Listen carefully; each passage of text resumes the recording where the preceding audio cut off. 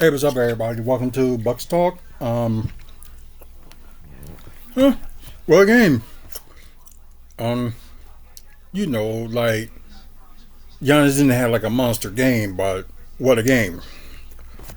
No, it's like for the young guys to step up, and then they finally was letting the young guys play. So that's good news. And although they did it without having Damian Lillard in, so is there any way I can do this screen?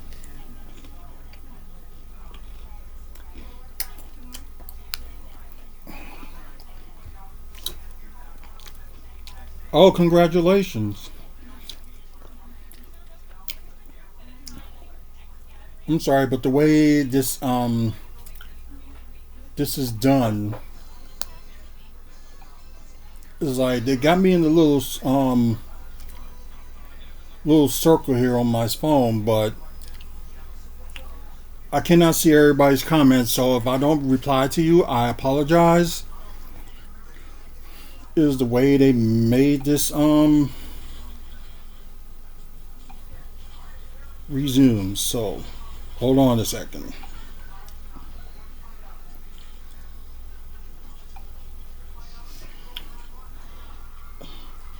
Oh, geez Louise. I don't know what's going on, so I apologize. And it seems like it tends to do this every now and then. So I apologize if I don't see everybody's comment. I know I'm kind of repeating myself, but it's just like this only happens to me like maybe like this is the third time this happened to me when it comes to YouTube. So I'm sorry y'all end up seeing a little screen and probably like my background my phone. But yeah, this is nuts. But anyways, the youth movement. But although it's good, you have your youth movement, but the same problem is it's like the bench. It's not scoring enough. Like, oh yeah, the bench was active. All right, putting out there getting steals and stuff. Like the bench was active, but it's like we're the only one probably scoring double digits was probably like Bobby Portis. Yeah, this is insane. Then again, they had a bad start in the third quarter. Then they suddenly got kicked in the pants and like started back up. Um, but yeah, this was a much needed win. Especially if because I know some people still upset. Maybe they not gonna win the championship by everybody was jumping the guns and was like get rid of Doc, get rid of some of the players. I admit to being upset on it's mainly like how they play.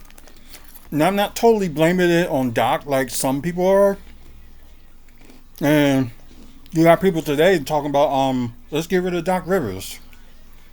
Like, you want the Bucks to pay more for another coach? Because they already paying for, including Doc Rivers, like they're paying 3 coaches over like a lot of money. So there's no point in firing them. Like, they're not going to fire him at least this season, and I don't even know when they'll get off of Budenholzer's contract, and it's going to be like the next few years when they get off of Adrian Griffin's contract. So he's getting paid to sit at home. So yeah, it's insane. Or because this would have been his second season if he would have stayed, but then again, it would have been 2 more seasons left. So coaching wise, y'all may say that the Bucks got screwed, but I don't think they did. I think like you go there as a coach and you only can use what you have. That's basically what it is. You can only use what you have. It's like the same thing, they get upset about Doc, okay, like, you had the Clippers team that should have been going to the promised land. you can't always blame it all on coaches. You can't. You gotta work with what you got and try to see what fits. So possibly, the team that he was coaching with, the Clippers, did not fit well. It's not just all on coaching; it's all on players too. And of course, you got the GMs and stuff that that set that team up. So y'all really gotta look at that. But just some people just want to think their own way, so they just put it that way. But like I said, once again, I like the youth movement and I like what's going on. So pretty cool. Let's get to the quarter status. We got Toronto, 21, then Milwaukee 26. They had their biggest lead with Milwaukee they had like, I think it was 16 points, and Toronto never led this game. So that's that in the first quarter, and I think that's okay. It's 21-26. Then you got the second quarter, the highest that the Bucks had scored in the quarter, 28 to the Raptors 22. Then, like I said, the third quarter, like they almost got kicked in the pants. Then they woke back up. So it ended up being 24-27, Milwaukee over Toronto. So it was all Milwaukee until the fourth quarter, and both teams was not good at scoring, not that much, but you see they're tied like 18 apiece. So that's the lowest that either team has scored in the game and in the quarter. So yeah, we're going to talk about team status. We're going to talk about Toronto first. 30 of 86 from the field. You might as well say that's 35% from the field. So kind of different. You're thinking it would have been a little bit better, but I think one of their players is injured. Scotty Barnes.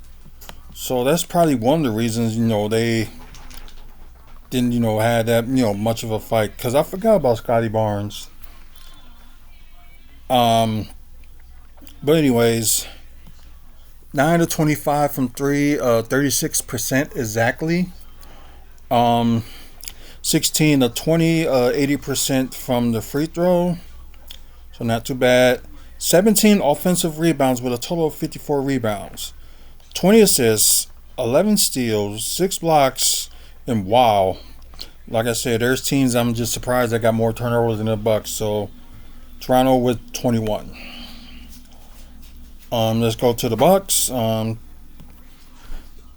look like they ain't shoot that much better either. 38 to 94 with 40.4% from the field. 16 of 56 with 29% from 3. They didn't attempt the free throws that much. It's only 7 to 12 with 58.3% from the free throw. Picked up a little bit of offense, but not as better as Toronto's. So 13 offensive rebounds with a total of 48 rebounds, which the Raptors did out-rebound them. And that's 25 assists, I believe. Sorry. So 25 assists. Wow, with a whopper 16 steals. 9 blocks, and that's bad. 16 turnovers. So that's bad. And I think Giannis got the most turnovers. Yeah, he does with 4. Just like the last game, he had like 4 turnovers. But I guess this time it's like on the winning end. So that's kind of crazy. Okay, we can start with talking about the player status in Toronto, which it's not looking that very good. Come on. Jacob Potetti, sorry if I botched his name.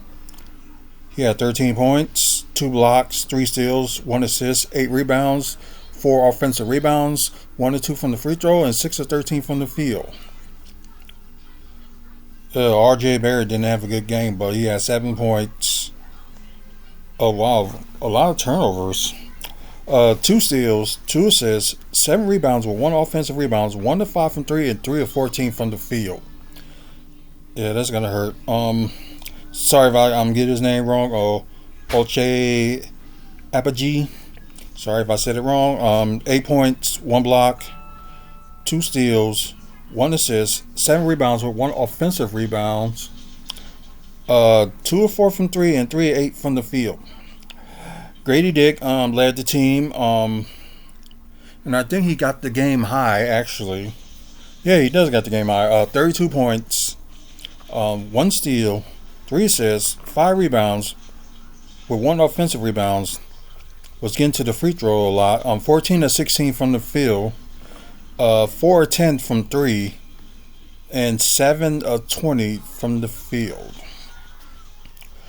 Okay, now let's look at their bench. They only had like 2 players that did good on their bench. Got Chris Boucher with 12 points, 5 rebounds, with 2 offensive rebounds, 2 of 5 from 3, and 5 of 12 from the field. Let me try to get this right. Sorry. Bruno Fernando had 8 points, 2 blocks, 2 assists, 13 rebounds with 5 offensive rebounds, and 4 or 9 from the field. Now let's get to Milwaukee. Starting 5 didn't do too bad, but their probably field goals, well, except for Taurean Prince and Giannis. Oh yeah, if we cut off on YouTube, I apologize. I don't know what's eating the battery so fast. So this is not good. Let me see if I can do something.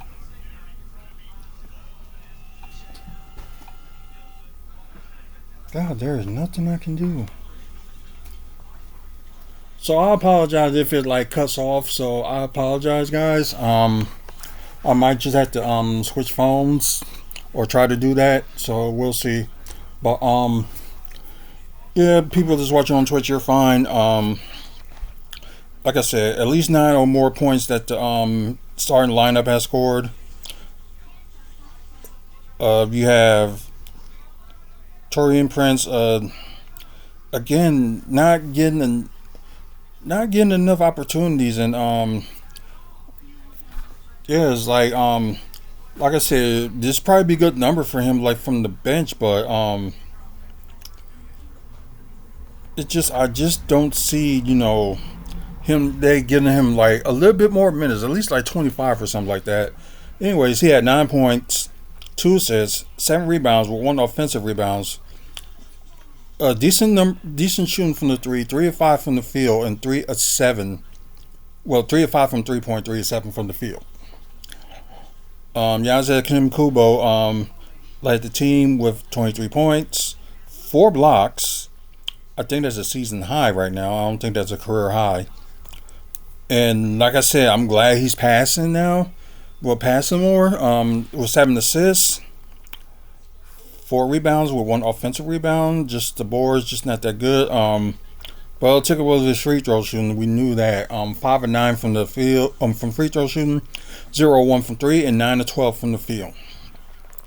Brook Lopez really needs to calm down by shooting threes and start taking it in.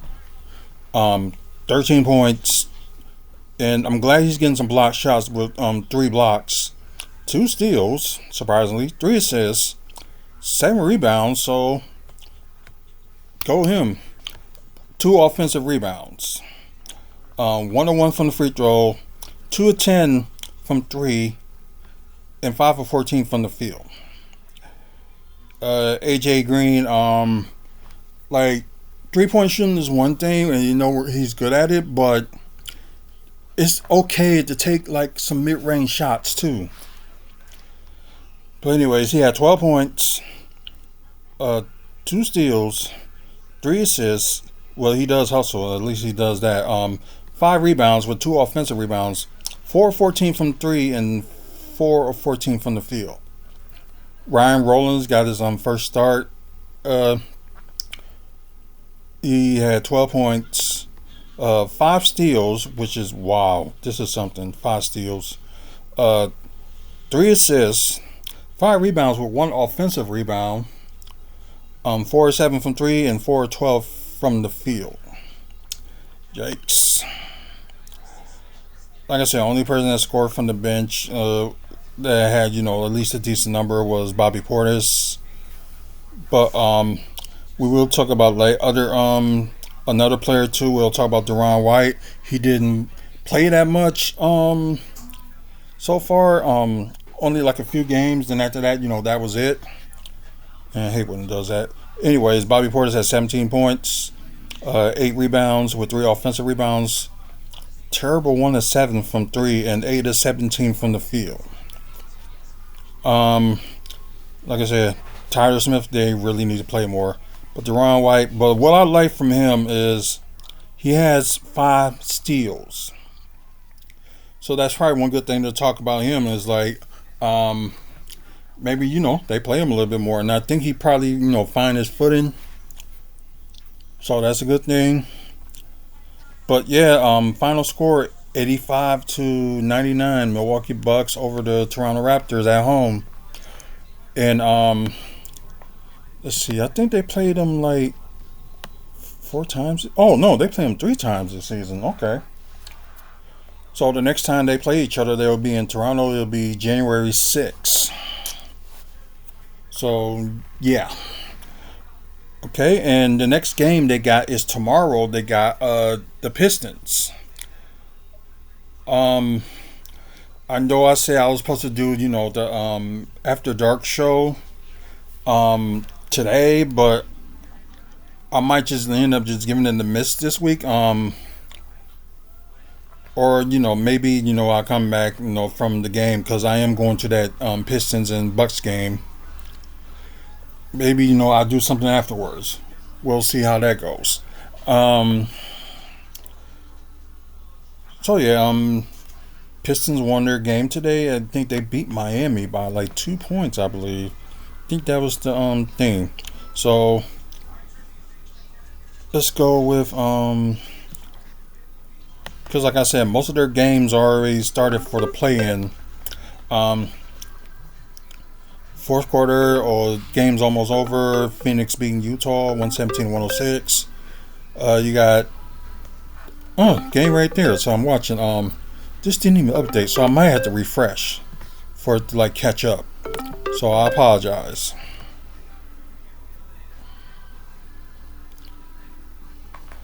So like I said, for you guys that's watching live, if it cuts off, I apologize. For you guys that's watching on YouTube. There we go. Now we're caught up. So let me move this back. Golden State Warriors leading Dallas 89-94. Almost the end of the end of the third now. Portland is shockingly beating Minnesota. It was like the fourth quarter, 90-103. Atlanta, with the shocker of all, defeated Boston 117-116. And like I said, with the shocker here, Miami lost to Detroit in overtime 121-123. Orlando beat Charlotte 89-114. Knicks beat the 76ers 111-99. Okay, now all teams played in. Then you got Phoenix beating Utah 120-112. So let's go to stats. Probably some of the stats probably changed. So let's see. Because right now Giannis is leading, the league in scoring, which probably is going to change tomorrow. Because, he only scoring like, 23 points. Brooks still 5th in blocks.